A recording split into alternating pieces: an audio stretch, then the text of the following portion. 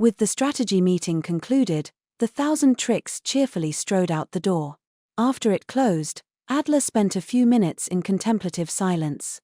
Once more, she looked at the chain left atop the table. "A hounding chain," she said. "Why?" The other hunters remained, yet none of them answered her question. She looked at Citri, the main strategist, but the alchemist refused to meet her gaze. The chain on the table resembled a dog and moved like it was real, but it was still very different from the monsters commanded by Nocturnal Parade. It was a relic. It was a living chain of a variety so famous even Adler knew of it. When activated, a hounding chain could move and pursue targets as if imbued with life. The canine turned its head, if you could call it that, to Adler and sat down. It was indeed a dog-like motion, and rather endearing. Though it moved as if alive, it was not by any means a living creature. Adler was aware that the 1,000 Tricks was a hunter whose strengths lay in conniving. Yet these last few minutes of consideration hadn't made it any clearer why that man intended to use his hounding chain here. Relics generally weren't very flexible, and living chains were no exception. They could act as if they were alive, but they couldn't carry out complicated orders. It was, on the one hand, true that if they targeted the chain with the mirror, they wouldn't suffer any great loss if something went wrong. However, that simply meant that this living chain didn't contribute much to the war effort to begin with. Hounding chains weren't intended for scouting in the first place, they were meant for restraining. It wasn't even clear if this relic could fulfill its role. For what it was worth, Adler wouldn't have chosen to use such a relic if she were the 1,000 Tricks' position. Their adversary was a being that could, if nothing else, detect the manifest mirror's spying. The mirror had revealed a black altar deep within that treasure vault. While staring at the dark fog above the altar, a large eye had suddenly formed and looked straight at them. There was no way to chalk that up to mere coincidence. This was a transcendent being, but not a fearsome warrior like the Astroverous centipede. This was a sliver of some malignant god. When Adler asked the 1,000 Tricks to show her his powers, she had essentially been asking to see his secret weapon. To a guiding hand, monsters could be both a weapon and a trump card meant to be kept hidden. Though a powerful monster should normally be kept up one's sleeve, Adler had, in the name of cooperation, shown them the manifest mirror and divulged details regarding it. It would have been proper for the 1,000 Tricks to reciprocate and show them a secret weapon of his own. He should have shown them some powerful monster under his command. That he didn't was unexpected. Yes, it was true that the manifest mirror made the surveying possible, and that the man's powers weren't necessarily required here. Nonetheless, Adler hadn't expected him to be a coward and hide whatever he had up his sleeve. Her bafflement slowly gave way to irritation. Next to her, Uno looked similarly discontent. The girl blinked. Lady Adler, confidence infused her voice, perhaps something necessitates that he use a relic. I have no doubts that the 1,000 Tricks has a wide range of options available to him, yet he opted to use that living chain of all things. And why might it be necessary? Well, that I don't know. But relics and phantoms are both composed of mana material. Maybe that god won't register a relic as an enemy. I've never heard of anything like that, Kint said. You got any evidence? No. Uno glowered at him. But I can't see why else he would use that hounding chain. The girl had a point. Adler had asked the 1,000 Tricks for his mentorship so she could become a better guiding hand.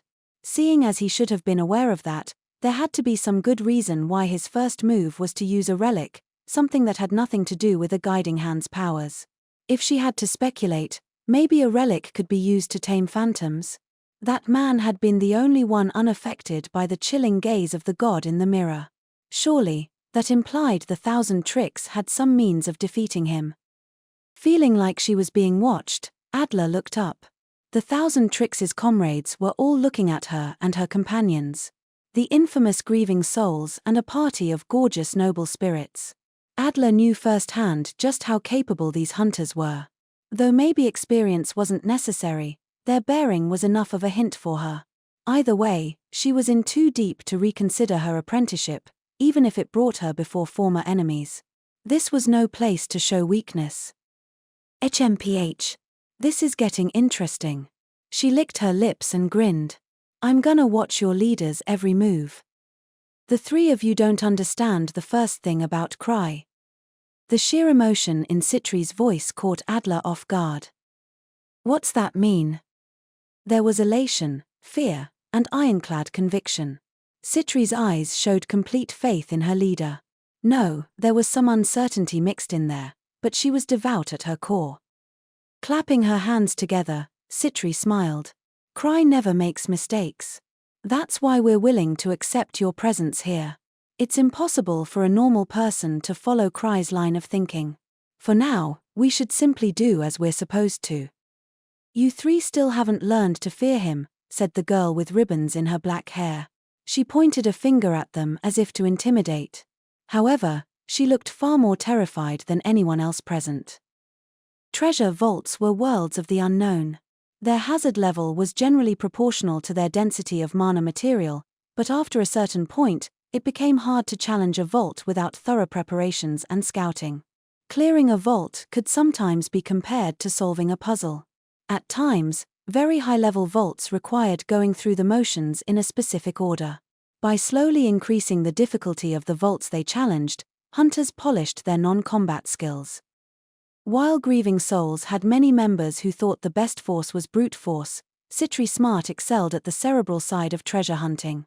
Shrine of the Effluent God was certainly not a typical vault, but their experience with it was sure to benefit them in the future. For this operation, Citri had the teams split into two groups. Put simply, there was Team Liz, in charge of investigating the ley lines as well as Shrine of the Effluent God, and Team Citri, in charge of constructing and placing the tools necessary to weaken the treasure vault. Naturally, I was on Team Citri, the one that looked less dangerous. Using the hounding chain removed some of the risk for Team Liz, but I didn't want to be in the same space as Nocturnal Parade. Liz and the rest of the survey team had gathered by the entrance to Yggdra. The team consisted of our thieves, Liz, Tino, and Eliza, Nocturnal Parade, and the very fickle Starlight. I had a bit of trouble believing these people would get along. The tension. It's unbearable. Right, that should do it. The rest is in your hands. Now, I'm gonna go help Citri's team. What hey? Crybaby. I activated my hounding chain, ordered it to go survey, then headed for Citri's groups, ignoring Liz's calls. Citri had made an outdoor workspace for her arcane experiments. There, she, Lucia, Celine, and Ansem were getting set up. I knew I had made the right decision in choosing to be with this group. Nearby was a magic laboratory that also served as a hospital and was said to house all of Yggdra's arcane knowledge. These are gems reserved for use as a magic catalyst. Though I'm afraid we've already used up the higher quality ones. No, this is plenty. I've heard noble spirits possess power gems, but Lucy, look at this. Citri was more than happy to receive the colorful gems Celine offered her. With cold eyes, Lucia looked them over before letting out a sigh. That's because these aren't your average gemstone, she said. I can't think of a better catalyst than a spirit stone formed from elemental power. Hey there, Lucia, Citri. Everything going well? They were incredibly busy working to determine the fate of the world. I figured it was the least I could do to sound cheerful as I entered the workspace. Nocturnal Parade had kept Liz and the others on edge, but this bunch was their usual self. As the ley lines connected to the world tree were thick, a product of the immense power they ferried, I had heard Citri's devices were also going to be pretty big. She said they were about to begin construction, yet I couldn't see anything that looked like building materials. Good morning, Krai. She greeted me with her usual blossoming smile. Did Liz's team have everything in order? Yeah. I mean, there was a bit of tension, but I'm sure they'll be fine. Working together with unknown or antagonistic parties required caution. Betrayals were not unheard of. There were plenty of stories of hunters being stabbed in the back during a fight, or being abandoned in the face of monsters. Caution was all the more necessary given that the survey team included bandits, not just hunters. Except I didn't see that happening since we were leaving the scouting to my hounding chain. I first threw out the idea of using the chain relic without really thinking about it, But maybe I was on fire after all? Yet once again, you had to be weird and left the scouting to Silver. Lucia, the one who first trained the hounding chain, didn't seem happy with the decision. That pup isn't terribly bright, you know? Silver, by the way, is the name Lucia had given to my hounding chain. Apparently, she did it because the chain is silver. Very straightforward. Haha, I know that. Still, I'm sure it's all fine. That chain was trained by you after all. Yet I can't share your confidence. Despite the fame of the Living Chain series, not many people knew that they could be taught to do tricks. After Lucia's devoted training, Silver had become pretty smart by hounding chain standards. That dog was definitely capable of a few laps around the world tree. Its small size gave it a low profile, and it could run fairly fast, so I thought it met the minimum requirements for this mission. Even as I recalled the look of disbelief I had received from Adler when swinging by the survey team this morning, I didn't regret my decision. If I kept on letting her down like this, surely it wouldn't be long before she decided they didn't want to be my student. More importantly, though, I said, how are you guys? Will you be able to make the manipulators? We will.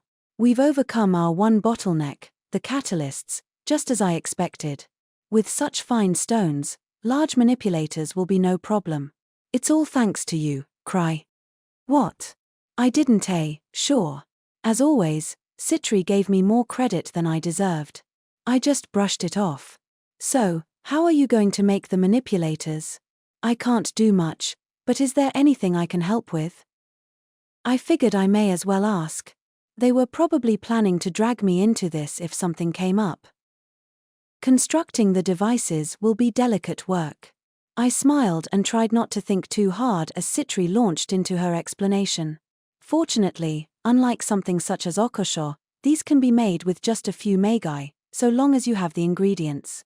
Ease of construction is a valuable trait, and these were designed so they could be adjusted even in a treasure vault. And now they can finally be put to the test. Brother, please keep an eye on Siddy, okay? Lucia was so shaken that she was calling me brother. I will admit, I was getting the impression these devices were pretty dangerous. I wanted to believe that Citri wouldn't do anything illegal, but there were plenty of unscrupulous alchemists out there. Well, she's working in our interests, so let's roll with it. Besides, there's nobody around to report her. Citri looked at Lucia curiously. What are you talking about, Lucy? You'll be the one making the devices. Pardon? Why should I know, how? Listen, I don't have enough mana. But don't fret. I know the necessary spell, and I can take care of size and other parameters. There shouldn't be any problems. Citri's smile didn't falter in the face of Lucia's scowl. These two really got along well. Celine was getting left out.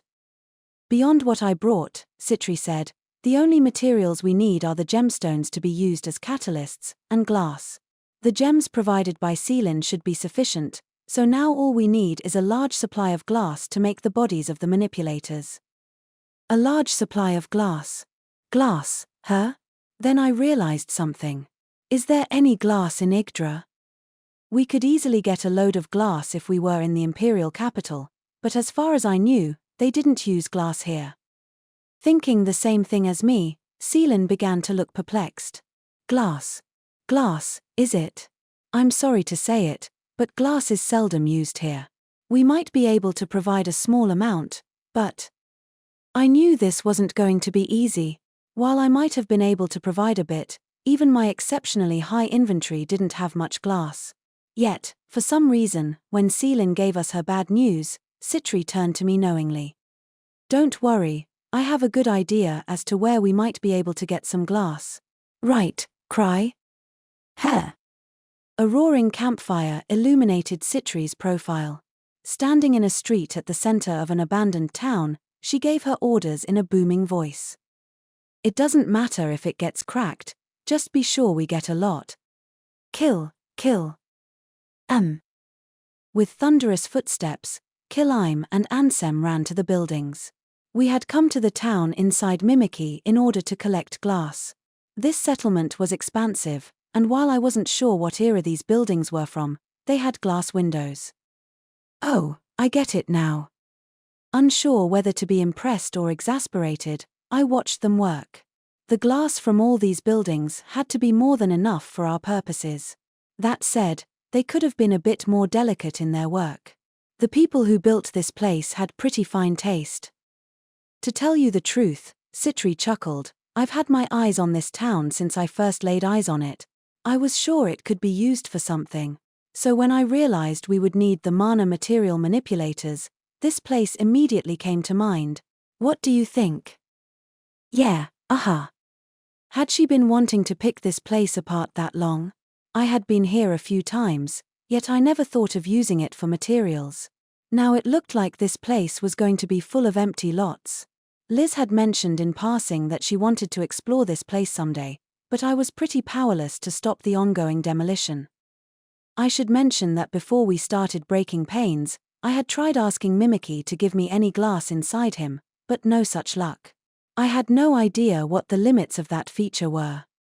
The glass gathering didn't take long thanks to the bottomless stamina of Ansem and Kilaim.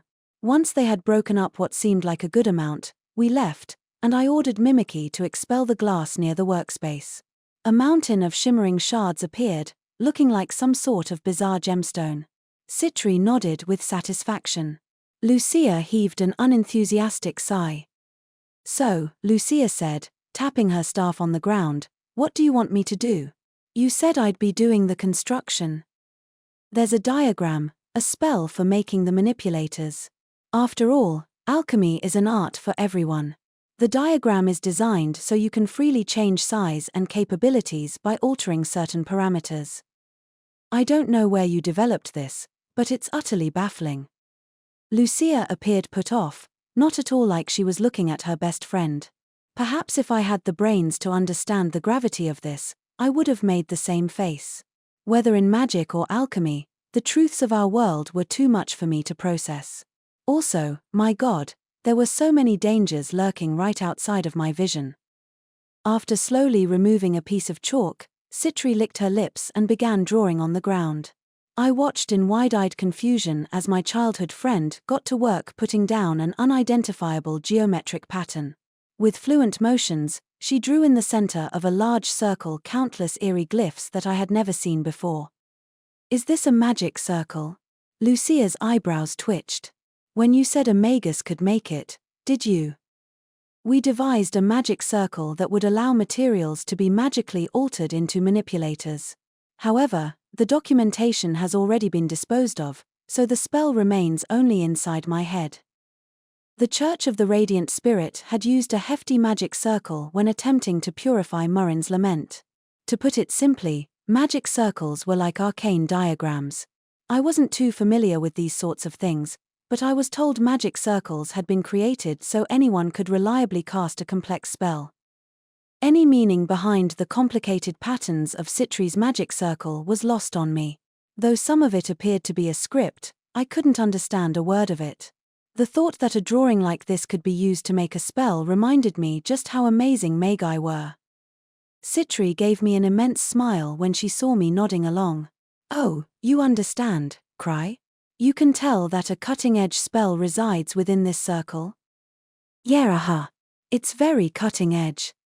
Truthfully, I was so lost that I just sort of started smiling. If Citri was beaming with pride, there was no way it wasn't cutting-edge. So I agreed, pulled along by that grin of hers. Siddy, Lucia said in a fearful voice. If I'm right, this magic circle requires 5 people to activate it. Look, there are 5 different forms at the base. Indeed. You're quite right. This circle is meant for 5 Magi. Assembling the materials requires simultaneously channeling 5 different elements. I know gathering 5 Magi and skilled ones at that isn't easy, but I couldn't get that number any lower no matter what I did. Ritual spells, those that had multiple Magi working in tandem to create one greater spell, were one of magic's more advanced points. It only made sense that some cutting-edge effect couldn't be achieved through a normal spell. I was sure Citri had cooked up something beyond incredible. That's right, this is the first time in a while I've seen Lucia cast outside of a battle. Well, don't keep us waiting, Lucia. If you would, Lucy. My sister twitched. Did you two hear a word I said? This magic circle requires 5 people to activate. Chem. But you've got more than 5 people's worth of mana, don't you? I argued. Lucia was a magic prodigy. Not only had she been invited to join Starlight and Hidden Curse, but she had also been scouted by dozens of research and academic institutes. She had an astronomical mana pool and precise spell structuring. If there was a spell she'd come across, she'd learned it eagerly, while also developing new ones. The word savant was made for people like her. I don't think I need to remind you, but mana capacity has nothing to do with it, she said, a wrinkle in her brow. If I had to describe it, using 2 different spells at once is like writing with both hands at the same time. But aren't you ambidextrous? Lucia had always had acute senses. The only time she acted obtusely was her reticence toward our family after we adopted her from a distant relative. I don't know why she acted like that. We were family. And you're right, brother, I am ambidextrous.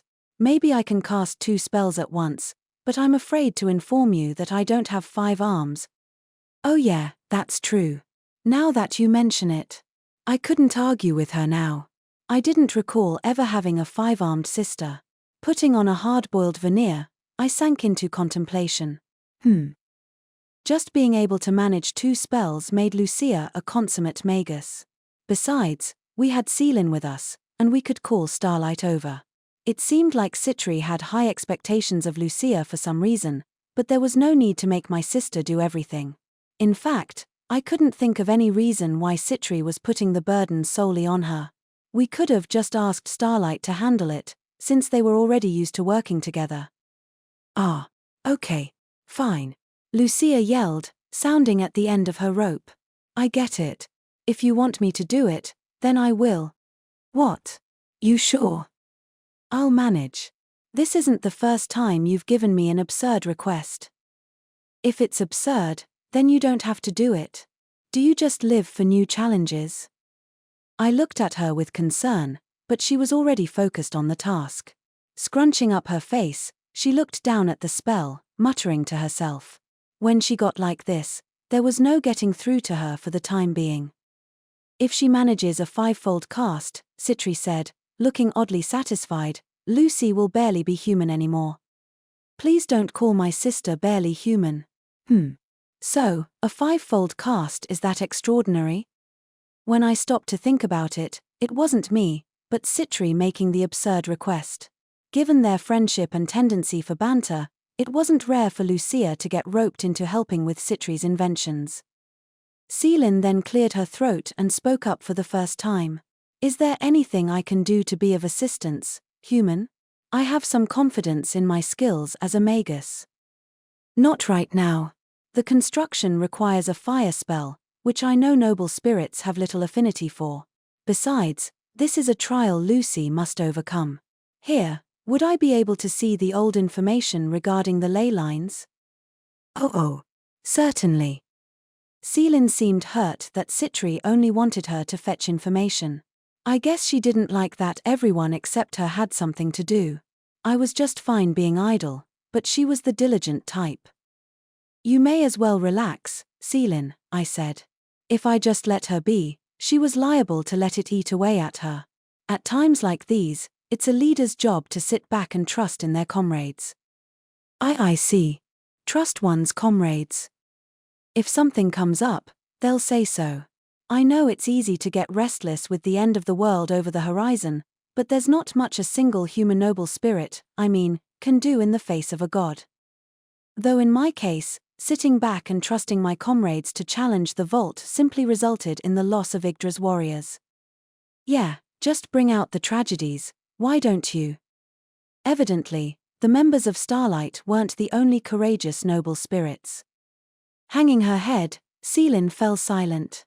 She really took everything hard. As beautiful as she was, seeing her sad all the time was starting to bring me down too. Looking despondent wasn't going to bring back any of Yggdra's warriors. If anything, being so glum was going to affect her health. Treasure hunting was a job that involved regular brushes with death, and plenty of people did indeed lose their lives. So hunters learned not to dwell on the deaths of their comrades. Being weighed down by sadness only increased your own chances of peril. Instead, we carried on their will, walking onward with our heads held high. Too bad, I didn't think hearing that from me would be of any comfort to Seelin. That's right, I said, remembering something that had been on my mind. I've got the perfect relic for you. I'll let you borrow it. Chem. A relic. It's called Perfect Vacation. Perfect Vacation. Perfect Vacation was a shirt-type relic I was very fond of. It had the power to force perfect comfort upon its wearer. Naturally, that went for external factors such as temperature, humidity, mana material, hostility from monsters, etc., but also for internal factors like sadness and anger. You were protected from any and all sources of discomfort, which were replaced with perfect comfort. It was a good relic for hunts, and a perfect one for taking a break. Right now, there was no better relic for Seelin. Sure, giving it to her would deprive me of my comfort, but I could live with that. I wasn't going to be fighting or doing much of anything. I had also worn this shirt when we tried to break the curse on Luke, but I guess Seelin had never heard the name before. Just as an aside, I had tried on several occasions to get my friends to wear this relic. While it was super useful, I guess they just really didn't care for its aesthetics. Yeah, it was a bit garish, but I dunno, I thought it was pretty snazzy. This is just what you need, Seelin. Here, you can try it right now. Citri, I'm leaving the construction to you. To tell you the truth, I really wanted someone else to experience the effects of perfect vacations. It's not like I was doing anything, nor was Seelin. In which case, I thought it right that I do what I could to help the Imperial Princess relax. See, certainly, Citri said, lacking her earlier enthusiasm. I'll leave that end in your care. What's she leaving in my care? It's fine. Now, let's get Seelin into this. Perhaps I had a new relic pal. Giving a confused Seelin a light push on the back, I eagerly put the workspace behind us. The forest was lush with foliage that almost entirely blocked out the sunlight. It was a sea of trees said to have existed since ancient times, one that not even the resident noble spirits knew in its entirety. It had a unique ecosystem of monsters, mythical beasts, and elementals. Phase 1 of Operation Shrine of the Effluent God consisted of preparations. Looking to gauge the state of the ley lines, Adler and the others stared into the trees reflected in the surface of the manifest mirror. To be precise, it wasn't the trees they were looking at. They just couldn't see the real object of their interest. The power flowing through the ley lines made the flora grow to gigantic proportions. The real target of the manifest mirror, the diminutive hounding chain, was completely hidden by the tall grass. The scenery changed rapidly enough for them to be sure the chain was sprinting along, but all they could see was the rustling of long stalks. Less than an hour had passed since the hounding chain had set forth. So far, nothing had gone wrong. What a good runner, Uno remarked as she watched the mirror with her special eyes. I never knew a living chain had a hidden function like this. Yeah, but I can't see any use for it, Adler replied. There are lots of monsters just as small and way smarter. That's right, Kint agreed. This was certainly going better than Adler had anticipated. However, all that meant was that there hadn't been any problems yet. A living chain that could obey commands was interesting, but nothing more. There were plenty of faster, smarter, and stronger monsters out there. The only reason this living chain could be useful in the first place was because of the manifest mirror. There was no reason to use a relic in this situation. Shut it. Standing behind them like an overseer, Liz clicked her tongue. Crybaby would never take the easy route. If you've got time for whining, you've got time to do a better job. She watched them like a hawk, making it clear that she wasn't taking any chances around them. That was a smart move. Nocturnal Parade weren't on the hunter's side, they were just cooperating with the 1,000 tricks because it was to their benefit. If anything, they'd be underwhelmed if the hunters were overly friendly with them. So, can you see the ley lines? Madam, asked one of Starlight, a party equally wary of nocturnal parade. Just fine, Uno answered. Not only that, even this far from the treasure vault, the mana material is inordinately dense. Figuring out the high and low points might be a bit tricky. There was a high density of ley lines around the world tree. Adler and her party were tasked with identifying the highest point with the highest mana material concentration. That would be wherever they converged into one large vein. According to Princess Celine, who possessed eyes similar to Uno's, the density should be so high, they'll know it when they see it. I notice we haven't seen any animals, the black-haired girl said timidly. Tino was her name. She stared as if trying to drill holes in the mirror. Yet the mana material here is so dense. HMPH. There's a good chance that's exactly why there are no animals, Lapis said with a shrug. Any powerful or intelligent mythical beast knows when danger's coming. They would be able to tell when the food chain has changed. She was right about that. There was clearly something unusual going on in the forest. Whereas a trained thief or one of Nocturnal Parade's monsters would have been unsettled by it, the hounding chain pressed on obliviously. Fear causes one's sense of caution to well up. Not feeling that fear had both benefits as well as major drawbacks. There were a few. Last time we searched the forest, Eliza mumbled while watching the mirror. Now there's not so much as a corpse. There was definitely something out of the ordinary going on. Even if all the intelligent mythical beasts have left, that's not enough to explain this silence. If I had to say, it's more likely they were chased out. Adler's common sense had already been turned on its head multiple times, which really struck her as something a top-level treasure vault would do. She thought back to the army of phantoms the 1,000 Tricks had commanded outside the vault. In retrospect, it seemed possible that it might have been a trial of sorts, one meant to determine if Adler, a fellow guiding hand, was worthy of standing at his side. Fighting those phantoms to a draw most likely made for nothing more than a passing grade. She couldn't think why he would accept her as an apprentice if she had failed the test. Test or not, Adler was currently without an army. She didn't plan on engaging the phantoms that had put her in this spot in the first place. If nothing else, she wanted to wait until Uden had recovered and she had a new army. The little chain, it's deviating from the route. Her thoughts were cut off by Eliza's dubious voice. Panicking, Adler returned her gaze to the mirror. The hounding chain appeared to be moving straight forward. With their repetitive scenery, forests were never an easy place to navigate. The image reflected by the mirror never would have tipped Adler off, but if a high-level thief said so, then it must be true. The 1,000 Tricks had shown his hounding chain the route by tracing it along the map. Adler harbored doubts as to whether or not the chain could handle even such a simple order. Now, it seemed those doubts were being validated. If the chain kept deviating, the survey attempt would be for nothing. This never would have happened if they had sent one of the thieves. Adler furrowed her brow. Honestly, why did that man choose the hounding chain? Lizzie, I hope I'm wrong about this, Tino said, tense and tremulous, but isn't the pup headed to the treasure vault? Huh? Where the hell have you been, T? The stifled shadow shrugged like she couldn't believe this girl.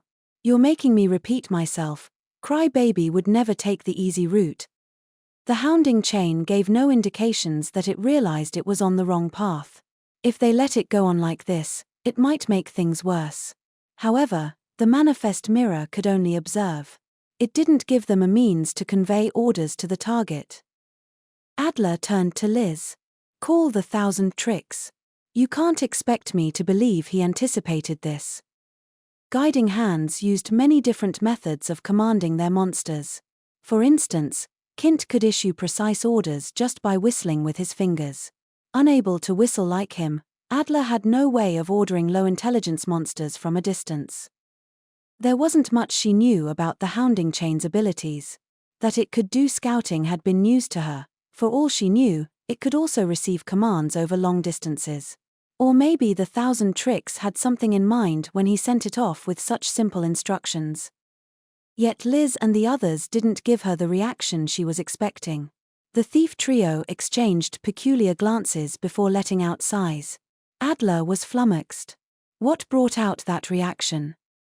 Tino, the one who had said those ominous words yesterday, cleared her throat and said, "Of course he anticipated this. You're underestimating the preterhuman artificer. He even anticipated the hounding chain getting lost. There's no need to call him." "Heh. He saw this coming? What? He even anticipated this, did he?" Uno said, just as doubtful as Adler.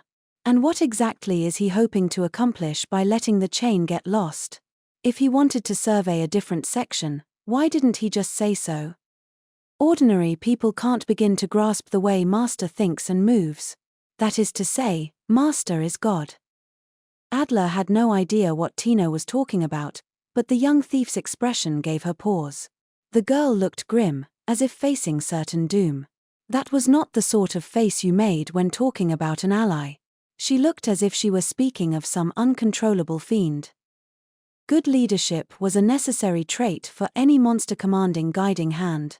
Adler had assumed the Thousand Tricks' reputation for preterhuman artifice was a product of skills as a guiding hand, but Tino's expression made her wonder if that had been a bit naive. Either way, she figured it would be best to wait and see what happens. "If you say so.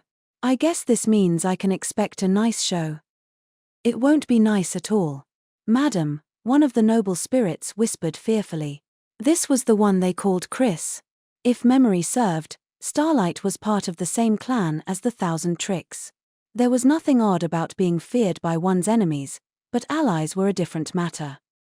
Suddenly, after watching the mirror in utter silence, Eliza's expression faltered.